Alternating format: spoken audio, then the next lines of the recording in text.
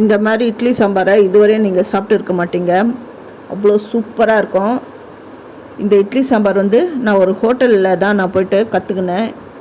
அது சாப்பிடும்போது அவ்வளோ நல்லா இருந்தது. இது எப்படின்னு சொன்னாங்க. இதுடைய வந்து இந்த சாம்பார் செய்முறை வந்து ஒரு டிஃப்ரெண்ட்டாக இருந்தது. அது எப்படின்னா புளியை கரைச்சி அதில் சாம்பார் தூள், பெருங்காயத்தூள், அப்புறமா கடலை மாவு இதெல்லாம் சேர்த்து கரைச்சி இந்த பருப்பு தண்ணியில் அப்படி விடுறாங்க. ஃபஸ்ட்டு பருப்பை வேக வச்சுக்கணும். 2 பச்சை மிளகா, வெங்காயம், தக்காளி போட்டுக்கணும். ஆனால் வந்து புளி வந்து ரொம்ப கம்மியாக தான் விடணும்.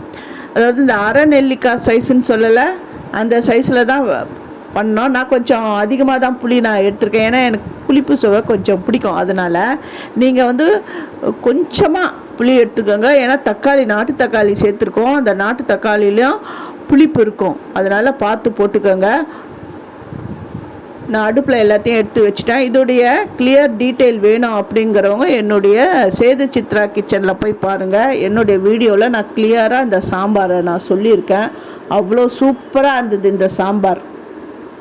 இப்போ சாம்பார் ரெடி ஆகிடுது. இதுக்கு தாளிதம் நல்லெண்ணெய் விட்டுருக்கேன். உங்களுக்கு வந்து நல்லெண்ணெய் தான் கிடையாது, நீங்கள் சமையலுக்கு எண்ணெய் யூஸ் பண்ணுறீங்களோ அந்த எண்ணெயை நீங்கள் வந்து யூஸ் பண்ணிக்கோங்க. 2 காஞ்ச மிளகா, ஜீரகம், வெந்தயம், கடுகுலாம் போட்டிருக்கேன். அப்புறம் ஸ்டவ் ஆஃப் பண்ணிவிட்டு இதில் கருவேப்பிலை போட்டு தாளித்து கொட்டுறேன். அவ்வளோ.